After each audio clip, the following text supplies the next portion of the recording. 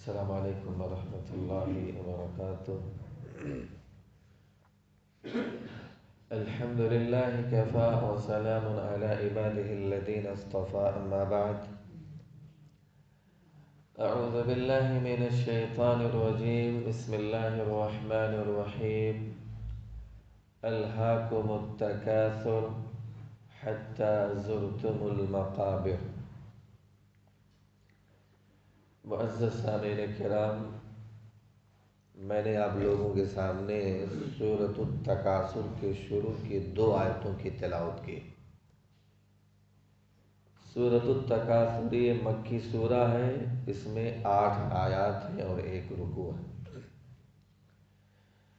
بسم اللہ الرحمن الرحیم، شروع اللہ کے نام سے جو بہت مہربان نہایت رحم والا ہے۔ الہاکم التکاثر،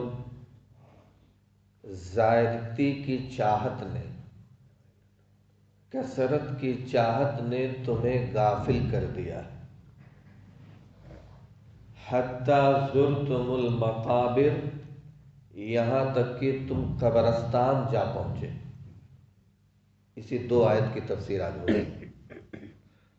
یہاں پر الہاکم التکاثر میں جو زائدتی کی چاہت، کثرت کی چاہت ہے، اب یہاں کثرت کی چاہت میں ہر وہ چیز ہے جو انسان کو دنیا میں زیادہ طلب ہوتا، چاہے مال ہو، اولاد ہو، قبیلہ ہو، خاندان ہو، نوکر چاکر ہو، جاہ و حشمت ہو، کوئی بھی چیز جس میں آدمی فخر کرتا ہے، غرور کرتا ہے، دنیا کی محبت میں زیادہ سے زیادہ چاہت کرتا ہے نا، وہاں پر اللہ رب العالمین نے اس آیت میں وہی ذکر کیا ہے۔ الہا یلہی کے معنی ہوتے ہیں غافل کرنا، تکاثر کے معنی کثرت کی چاہت، یعنی تم مال و دولت کی محبت میں اتنا مبتلا ہو گئے ہو، مال کی محبت میں اتنا زیادہ لگ گئے ہو کہ اللہ کو بھول گئے ہو، آخرت کو بھول گئے ہو، اللہ کی یاد سے تم بالکل غافل ہو گئے، اور حالت تو یہاں تک پہنچ گئی ہے کہ تم اتنے غافل ہو گئے کہ تم قبرستان چلے گئے اسی حالت میں، یعنی مر گئے، تمہاری وفات ہو گئی، تم قبرستان میں جا کر کے پہنچ گئے۔ ان دونوں آیت کریمہ کے تعلق سے صحیح بخاری کی حدیث ہے، صحابہ کرام بیان فرماتے ہیں، کتاب الرقاق کی حدیث ہے، حضرت ابی بن کعب رضی اللہ تعالیٰ عنہ بیان فرماتے ہیں کہ ہم نے نبی اکرم صلی اللہ علیہ وسلم کے اس فرمان کو، وہ فرمان کیا ہے؟ لو کان لابن آدم وادیان من مال لابتغى ثالثا ولا يملأ جوف ابن آدم الا التراب، کہ ہم پہلے اس فرمان کو، اللہ کے نبی کو قرآن کی آیت سمجھتے تھے، لیکن جب یہ آیت نازل ہوئی الہاکم التکاثر، تو ہمیں معلوم ہوا کہ یہ قرآن کی آیت نہیں، اللہ کے نبی کا فرمان۔ اس میں کیا ہے؟ آپ صلی اللہ علیہ وسلم نے بیان فرمایا کہ ابن آدم اگر اس کے پاس سونے اور چاندیوں سے بھری ہوئی 2 وادیاں ہوں، تب بھی اس کا پیٹ نہیں بھرے گا، وہ تیسرا وادی تلاش کرنے لگے گا۔ دیکھیے مال کی محبت انسان میں کتنی ہوتی ہے کہ میرے نبی نے کہا اگر کسی انسان کے پاس سونے چاندی سے، یعنی مال و دولت سے بھری ہوئی 2 وادیاں ہوں، ایک نہیں 2 تو لابتغى ثالثا، وہ تیسرا وادی تلاش کرنے لگے گا۔ ولا يملأ جوف ابن آدم الا التراب، اور اس کا پیٹ سوائے قبر کے مٹی کے اور کچھ نہیں بھر سکتی۔ جب تک موت نہیں آئے گی، قبرستان میں وہ پہنچے گا نہیں، قبر میں لوگ مٹی کے نیچے دفن نہیں کریں گے اس کو، مال سے اس کا پیٹ بھرنے والا نہیں۔ تو یہ پہلی حدیث۔ مسند احمد کی ایک اور روایت، حضرت عبداللہ بن شخیر رضی اللہ تعالیٰ عنہ بیان فرماتے ہیں کہ میں اللہ کے نبی صلی اللہ علیہ وسلم کی خدمت میں حاضر ہوا، اس وقت آپ صلی اللہ علیہ وسلم یہی آیت پڑھ رہے تھے۔ کون سی آیت؟ الہاکم التکاثر حتی زرتم المقابر۔ پھر آپ صلی اللہ علیہ وسلم نے بیان فرمایا، انسان کہتا ہے میرا مال میرا مال، تیرا مال کیا ہے؟ آپ نے بیان فرمایا دراصل میں تیرا مال تو وہ ہے جس کو تو نے کھایا اور بوسیدہ کر دیا، یعنی کھا کر کے فنا کر دیا۔ تیرا مال تو وہ ہے جس کو تو نے پہنا اور پہن کر کے پھاڑ دیا۔ اور پھر آپ صلی اللہ علیہ وسلم نے کہا تیرا مال اصل میں وہ ہے جو تو نے صدقہ کیا اور اس کو باقی رکھا۔ میرے بھائیو، انسان کو اللہ اگر مال دینا، اگر اس کو اللہ کے راستے میں صدقہ کرتا ہے تو سمجھو اس نے اپنے لیے باقی رکھا۔ صحیح مسلم کی ایک اور روایت میں اتنا زیادہ ہے کہ اس کے علاوہ جو تیرے پاس سب کچھ ہے وہ تیرا نہیں ہے، وہ تو بقیہ تو دوسرے لوگوں کے لیے چھوڑ کر کے چلا جائے گا۔ تیرا وہی ہے جو تو کھا کر کے فنا کر دے، پہن کر کے پھاڑ دے، اور بقیہ مال اللہ کے راستے میں صدقہ کر کے اپنے لیے باقی رکھ، بقیہ سب تو دوسروں کے لیے چھوڑ کے چلا جائے گا۔ کہتا ہے میرا مال میرا مال۔ تو میرے بھائیوں، یہ مال کی محبت ایسی چیز ہے جس کے لیے انسان اتنا بھاگتا ہے کہ اللہ کو بھول بیٹھا ہے۔ انسان کو وہ کام کرنا چاہیے جو مرنے کے بعد میں ساتھ دے۔ وہ کیا ہے؟ نیک عمل۔ صحیح بخاری ہی کی حدیث، نبی صلی اللہ علیہ وسلم نے بیان فرمایا کہ جب انسان کی موت ہو جاتی ہے تو اس کے ساتھ میں قبر تک 3 چیزیں جاتی ہیں اور 2 چیزیں واپس چلی آتی ہیں۔ ایک چیز اس کے ساتھ رہتی ہے جو قبر میں بھی ساتھ میں رہے گی، میدان محشر میں بھی ساتھ میں، آخرت میں، یعنی اس کا ساتھ نہیں چھوڑے گی۔ آپ صلی اللہ علیہ وسلم نے بیان فرمایا کہ وہ جو 2 چیزیں واپس چلی آتی ہیں نا، وہ مال ہے اور گھر والے۔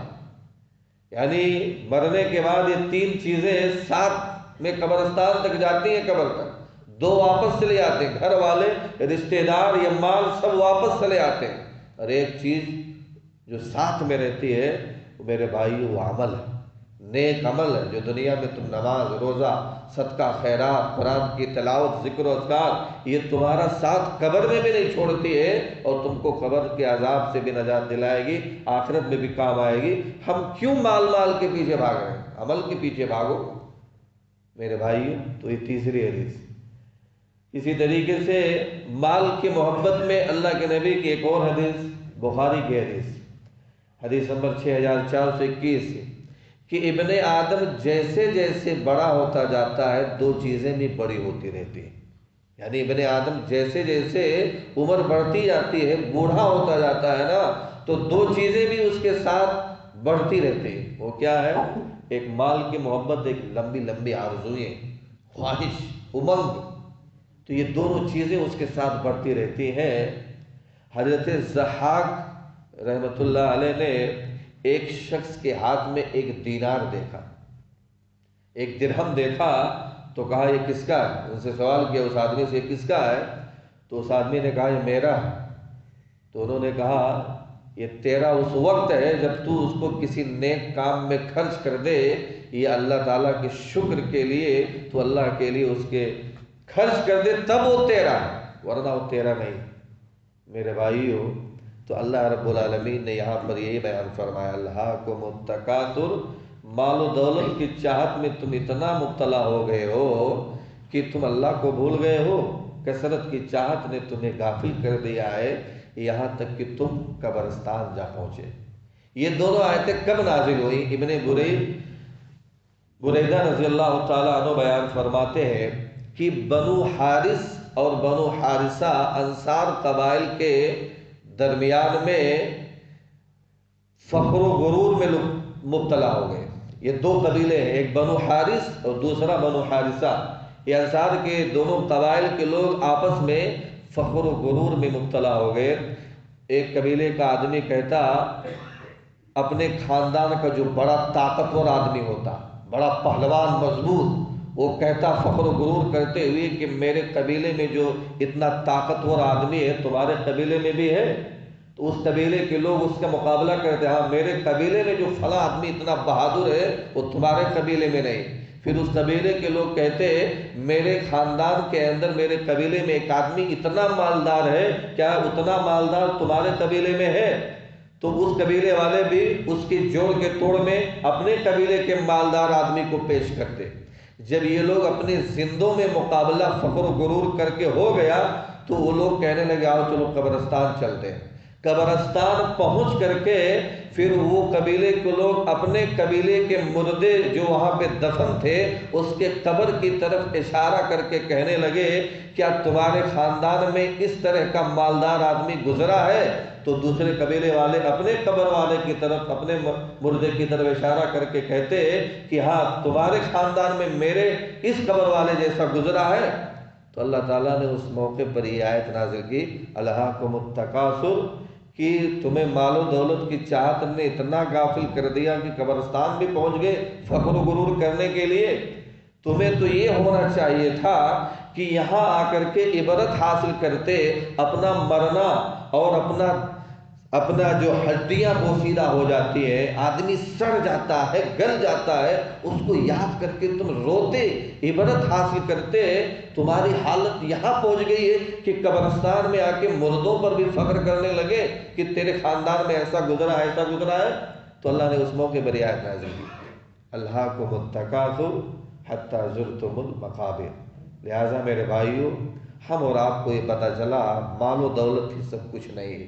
دنیا میں آئے ہیں، نیک عمل کیجئے، ورنہ مال و دولت کے پیچھے جو آدمی صرف لگ گیا تو پھر اگر وہ آخرت کو بھول گیا سب برباد ہے۔ اللہ سے دعا ہے اللہ ہم تمام لوگوں کو قرآن و حدیث کے مطابق زندگی گزارنے کی توفیق عنایت فرما۔ اللہ ہم سب لوگ گنہگار ہیں، ہم سب لوگوں کی گناہوں کو معاف فرما۔ اللہ ہم سب لوگوں کو جنت الفردوس کے اندر جگہ دے۔ اللہ ہم تمام لوگوں کو جہنم کے عذاب سے بچائے۔ آمین وآخر دعوانا ان الحمد للہ رب العالمین۔ السلام علیکم ورحمۃ اللہ وبرکاتہ۔